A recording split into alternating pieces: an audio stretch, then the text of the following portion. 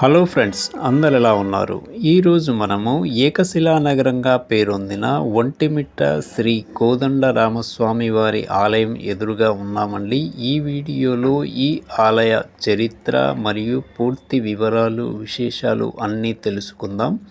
Video నచ్చితే తప్పకుండా like చేయండి మరియు కొత్త వాళ్ళు ఎవరైనా మన ఛానల్ చూస్తుంటే సబ్స్క్రైబ్ చేయండి.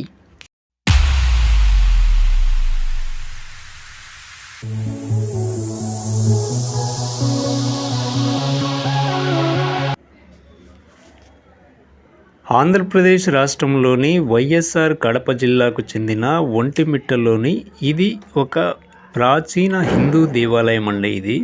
ఇక్కడ మూలమూర్తులుగా శ్రీ కోదండరామస్వామి వారు, సీతాదేవి గారు, లక్ష్మణస్వామి వారు ఉంటారండి. ఇది కడప నుంచి రాజంపేటకు వెళ్ళే మార్గంలో 27 కిలోమీటర్ల దూరంలో ఉంటుందండి. సీతారామ లక్ష్మణుల విగ్రహాలను ఏకశిలలో చెక్కినందున ఈ నగరానికి ఏకశిలా నగరము అనే పేరు వచ్చిందండి. అంతేకాకుండా ఉమ్మడి ఆంధ్రప్రదేశ్ నుంచి తెలంగాణ విడిపోయిన తర్వాత ఈ ఒంటిమిట్టను ఆంధ్ర భద్రాచలంగా పిలుస్తున్నారండి. అప్పటి నుండి ఆంధ్రప్రదేశ్ ప్రభుత్వము అధికారికంగా శ్రీరామనవమి రోజున ఈ ఆలయంలో ప్రత్యేక పూజా కార్యక్రమాలు అయితే నిర్వహిస్తారండి. ఈ ఆలయ రాజగోపురాలను చోళుల శిల్ప సాంప్రదాయంలో అత్యద్భుతంగా నిర్మించారండి. అంతేకాకుండా ఈ కోదండరామస్వామి ఆలయానికి 3 రాజగోపురాలు ఉన్నాయి. ఇప్పుడు మనము ప్రధాన రాజగోపురం దగ్గర ఉన్నాము. ఈ రాజగోపురం ఎత్తు సుమారు 160 అడుగులు. ఈ గోపుర రాతి గోడల మీద అనేక రకాలైన దేవతామూర్తుల విగ్రహాలను మనము దర్శించవచ్చు. ఈ దేవతామూర్తుల విగ్రహాలు అతి ప్రాచీనమైనవండి. అంతేకాకుండా ఎంతో ప్రాచీనమైన జంతు శిల్పాలను కూడా మనం దర్శించవచ్చు. ఇప్పుడు మనము లోపలికి వెళ్దాం.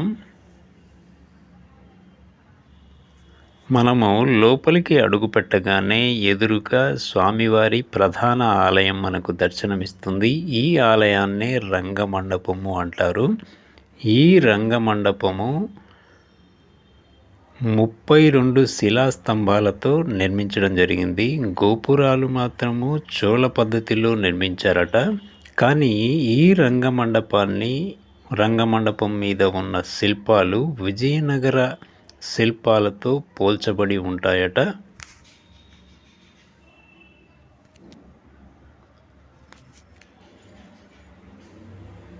ఈ ఆలయాన్ని చోళులు, మట్లీ రాజులు, విజయనగర రాజులు 3 దశాబ్దాలుగా ఈ ఆలయాన్ని నిర్మించారట.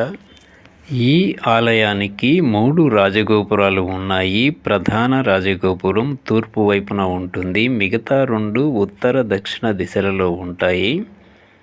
ఈ ప్రసిద్ధమైన పుణ్యక్షేత్రానికి ఏకశిలా నగరం అనే పేరు ఎలా వచ్చింది అంటే, పూర్వము ఈ ప్రాంతమంతా చాలా దట్టమైన అటవీ ప్రాంతంలా ఉండేదట. ఇక్కడ కొందరు మునులు, ఋషులు యజ్ఞయాగాదులు చేస్తూ ఉండేవారట. ఇక్కడికి కొంచెం దూరంలోనే కొందరు రాక్షసులు కూడా నివసిస్తూ ఉండేవారట. ఆ రాక్షసులు ఈ మునీశ్వరులు చేస్తున్న యజ్ఞయాగాదులకు ఆటంకం కలిగిస్తూ ఉండేవారట. ఆ సమయంలో శ్రీరాముల వారు సీతాలక్ష్మణ సమేతంగా ఇక్కడికి వచ్చి దగ్గరలోనే వనవాసం చేస్తున్నారు అని తెలుసుకున్న మృఖండ మహర్షి, శృంగి మహర్షి అనే 2 మహర్షులు శ్రీరాముల వారిని కలిసి తమను ఆ రాక్షసుల బారి నుండి విముక్తి కలిగించాలని ప్రార్థించగా, శ్రీరాముల వారు సీతాలక్ష్మణ సమేతుడుగా కోదండం ధరించి ఆ రాక్షసులందరినీ సంహరించి మునీశ్వరులు చేస్తున్న యజ్ఞయాగాదులకు ఎటువంటి ఆటంకం లేకుండా చేస్తాడట. ఆ తర్వాత శ్రీరాముల వారు కొంతకాలం పాటు ఇక్కడే నివసించి వెళ్ళారట అని పురాణాల ద్వారా తెలుస్తుందండి. అందుకని ఆ మహర్షులు సీతారామ లక్ష్మణులను ఏకశిల మీద విగ్రహాలుగా చేసి ఉంచారట. ఆ తరువాత జాంబవంతుడు శాస్త్రోక్తకంగా ఆ విగ్రహాలను ప్రతిష్ఠించారు అని అంటారు. అందువల్ల ఒకే శిలపై సీతారామ లక్ష్మణులు ఇక్కడ ఉండటం వల్ల ఏకశిలా నగరం అని, శ్రీరాముడు కోదండం ధరించి ఉండటం వల్ల కోదండ రామాలయం అని పిలుస్తున్నారట. మనము ఇప్పుడు స్వామివారి ప్రధాన ఆలయానికి వెనుక భాగంలో ఉన్నామండి. మనకు ఎడమవైపు ఉత్తర రాజగోపురం ఉంటుంది. ఈ రాజగోపుర ద్వారాలను ఎప్పుడూ మూసే ఉంచుతారండి. పర్వదినాలైనటువంటి శ్రీరామనవమి, ముక్కోటి ఏకాదశి లాంటి పర్వదినాలకు మాత్రమే ఈ రాజగోపుర ద్వారాలను తెరిచి స్వామివారి దర్శనానికి అనుమతిస్తారండి. స్వామివారి ప్రధాన ఆలయంలో సీతారామ లక్ష్మణుల నిలువెత్తు విగ్రహాలు మనకు దర్శనమిస్తాయండి. చాలా బాగుంటాయి. చాలా విశాలంగా కూడా ఉంటుంది. మరియు అక్కడ పూజారులు స్వామివారి చరిత్రను కూడా మనకు చెబుతూ ఉంటారండి. పక్కనే పోతన మహత్యుల విగ్రహాన్ని కూడా మనము దర్శించవచ్చు.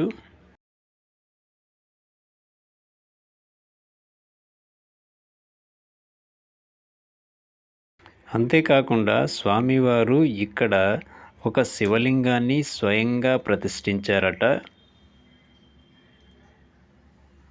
ఇప్పుడు మనము చూస్తున్నది ఆ శివలింగాన్నే. ఇక ఈ ఆలయ ప్రత్యేకత విషయానికి వస్తే, భారతదేశంలోని ప్రతి రామాలయంలో హనుమంతుల వారి విగ్రహం ఉంటుందండి. కానీ ఈ ఆలయంలో హనుమంతుల వారి విగ్రహము లేదు. కారణం ఏమిటంటే, శ్రీరాముల వారు వనవాసం కోసం ఈ ప్రదేశానికి వచ్చిన సమయానికి హనుమంతుల వారిని కలవలేదు, కనుక ఇక్కడ విగ్రహము లేదు అని చెబుతారండి.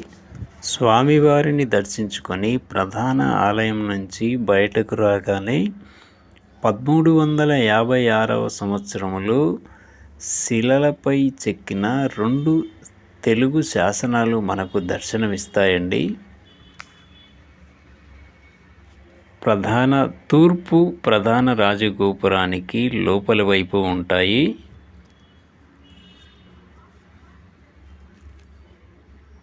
ఈ శాసనాలు తెలుగులోనే చెక్కబడినప్పటికీ వాటిని చదివి అర్థం చేసుకునేంత జ్ఞానము నా దగ్గర లేదు.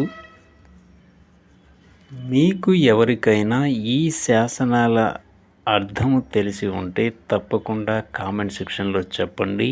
నాతో పాటు మన వ్యూవర్స్ కూడా తెలుసుకుంటారు.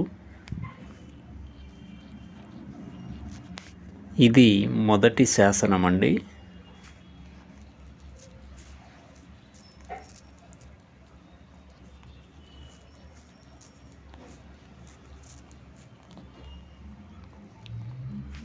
ఇది 2వ శిలాశాసనం అండి.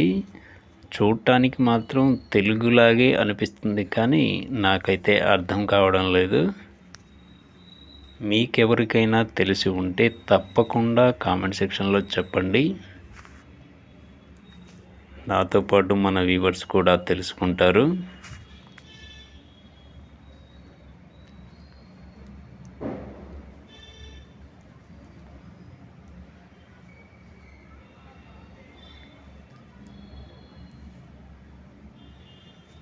ఇప్పుడు మనము ప్రధాన ఆలయం నుంచి బయటికి వెళ్తున్నామండి. ఈ తూర్పు రాజగోపురం నుంచి ఎదురుగా ఉన్న రంగమండపము మరియు ధ్వజస్తంభము చాలా ముగ్ధ మనోహరంగా కనిపిస్తున్నాయండి.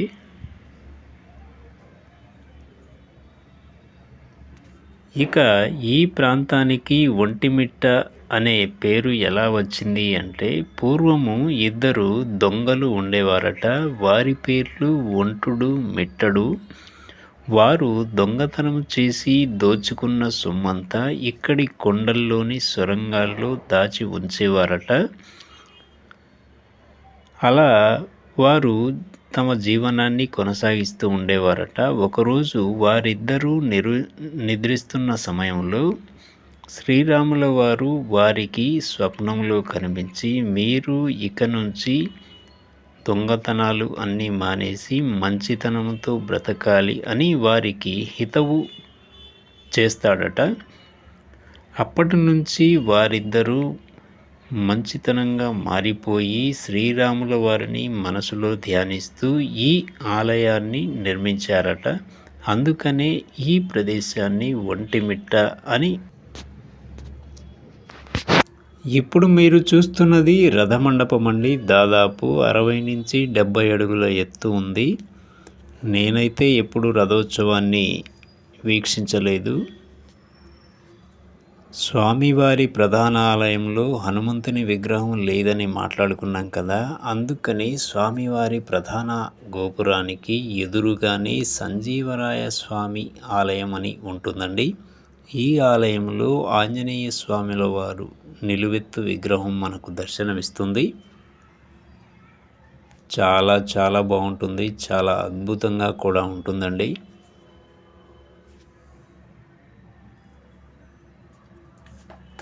మనము దర్శించవచ్చు.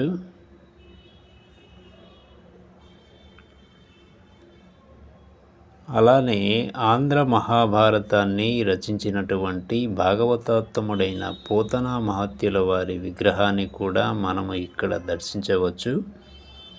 ఈ రథమండపానికి పక్కనే ఈయన వారి విగ్రహం కూడా మనకు దర్శనమిస్తుందండి. ఈ విగ్రహాన్ని మనము స్వామివారి ప్రధాన ఆలయంలో కూడా చూడవచ్చండి. ఒంటిమిట్ట రామాలయము సందర్శకులను ఆకర్షించే అంశాల్లో ఇమాం బేగ్ గారి బావి ఒకటి. ఇమాం బేగ్ గారు 1640 సంవత్సరంలో అప్పటి కడపను పరిపాలించిన అబ్దుల్ నబీ ఖాన్ గారి ప్రతినిధి ఈయన. ఒకసారి ఈయన ఈ ఆలయానికి వచ్చిన సందర్భంలో ఈయన భక్తులను ఉద్దేశించి మీ దేవుడు పిలిస్తే పలుకుతాడా అని ప్రశ్నిస్తాడు. అప్పుడు ఆ భక్తులు చిత్తశుద్ధితో పిలిస్తే మా రాముడు తప్పకుండా పలుకుతాడు అని సమాధానమిస్తారు. అప్పుడు ఆయన ఆలయం లోపలికి వెళ్ళి అందరినీ బయటికి పంపించి తలుపులన్నీ మూసివేసి రామా రామా అని 3 సార్లు పిలుస్తాడు. అందుకు ప్రతిగా 3 సార్లు ఓ అని సమాధానం వచ్చిందట.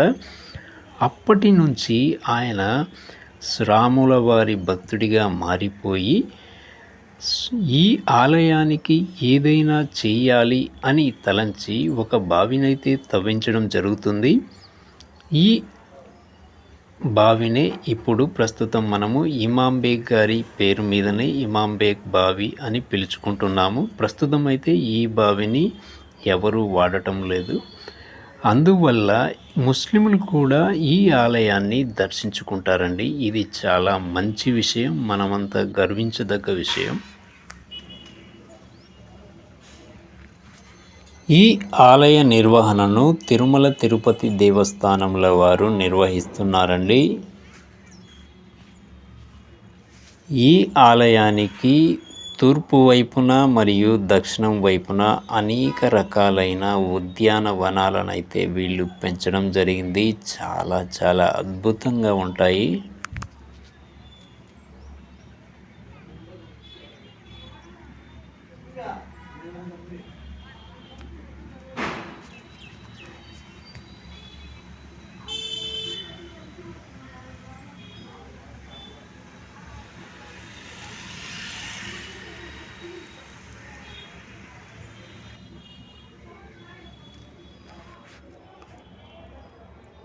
మాడవీధుల్లో ఈ ఉద్యానవనాలను మనము దర్శించవచ్చండి. చాలా చాలా బాగుంటాయి.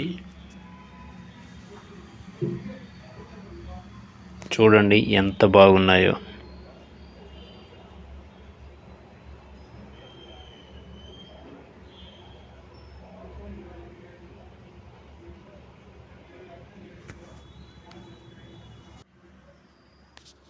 ఇక ఈ ఆలయానికి చేరుకోవడానికి రవాణా సౌకర్యాల గురించి ఆలోచిస్తే కడప నుంచి తిరుపతి వెళ్ళే రహదారిపై 26 కిలోమీటర్లు ప్రయాణిస్తే ఈ ఆలయాన్ని చేరుకోవచ్చు. అదే తిరుపతి నుంచి అయితే 100 కిలోమీటర్ల దూరం ఉంటుందండి. ఇక ఈ ఒంటిమిట్టకు ఒక రైల్వే స్టేషన్ కూడా ఉంది. ఈ రైల్వే స్టేషన్లో అన్ని ట్రైన్లు ఆగవు, 1-2 మాత్రమే ఆగుతాయి. ఇక విమాన ప్రయాణం చేసి వచ్చే వాళ్ళైతే తిరుపతిలో విమానాశ్రయం ఉంది, మరియు కడపలో కూడా విమానాశ్రయం ఉంది. ఆ తర్వాత అక్కడి నుంచి రోడ్డు మార్గాన ఈ ఆలయాన్ని చేరుకోవచ్చండి.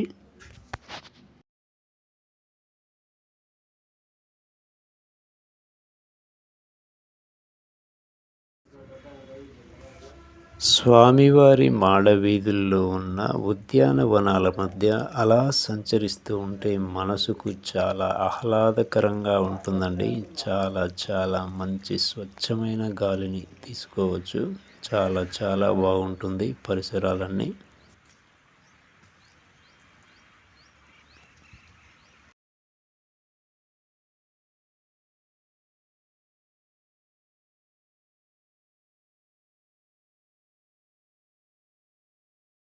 స్వామివారి ఆలయానికి ఎదురుగా 100 మీటర్ల దూరంలో స్వామివారి పుష్కరిణి ఉంటుందండి. ఈ పుష్కరిణిలో ప్రస్తుతము నీళ్లు లేవు, కానీ స్వామివారి ఉత్సవాలప్పుడు తెప్పోత్సవము మరియు చక్రస్నానము ఈ పుష్కరిణిలో పూర్తిగా నీళ్లు నింపి నిర్వహిస్తారండి. ఈ పుష్కరిణి స్వామివారి ఆలయానికి ఎదురుగానే ఉంటుందండి, మనం గమనించవచ్చు. స్వామివారి ఆలయానికి 100 మీటర్ల దూరంలోనే రామలక్ష్మణ తీర్థాన్ని కూడా మనము దర్శించవచ్చు.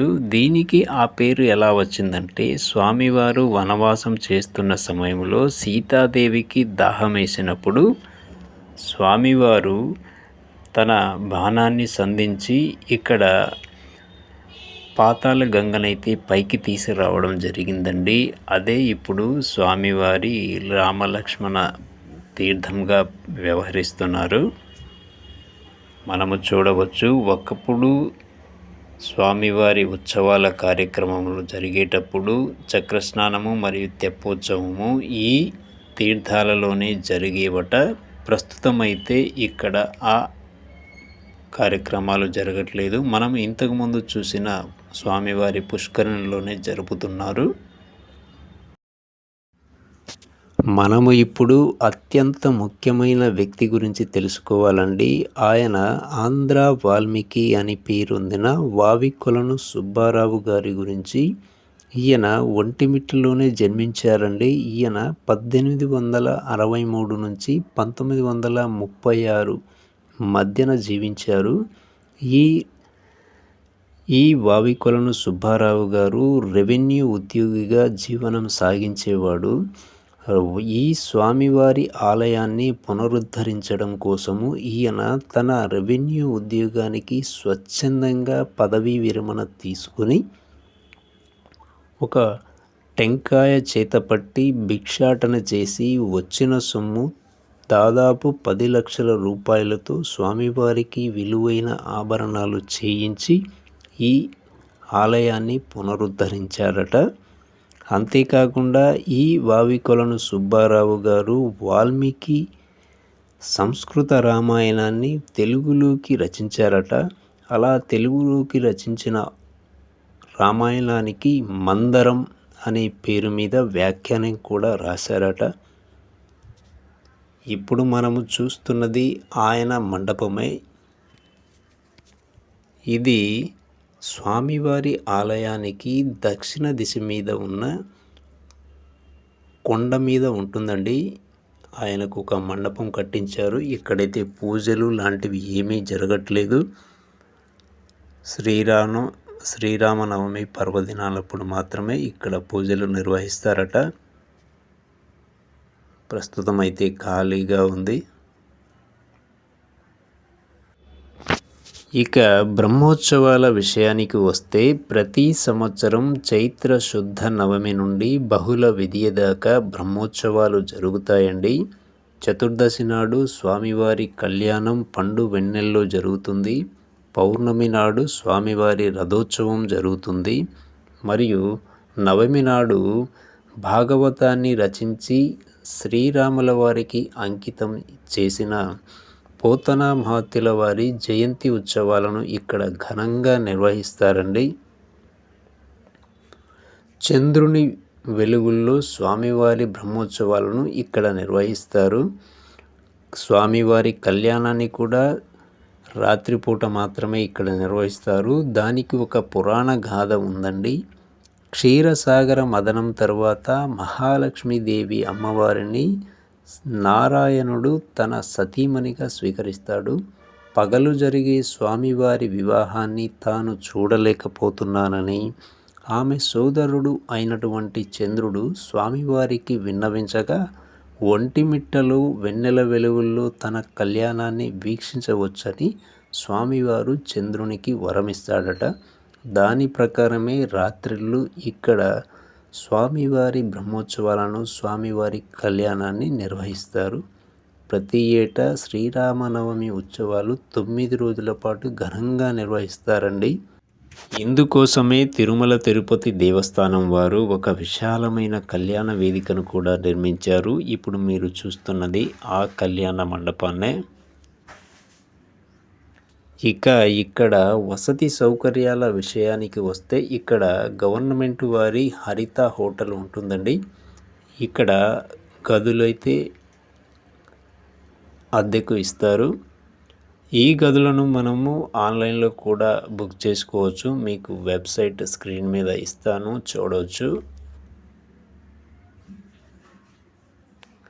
అంతేకాకుండా స్వామివారి ఆలయానికి దక్షిణ దిక్కున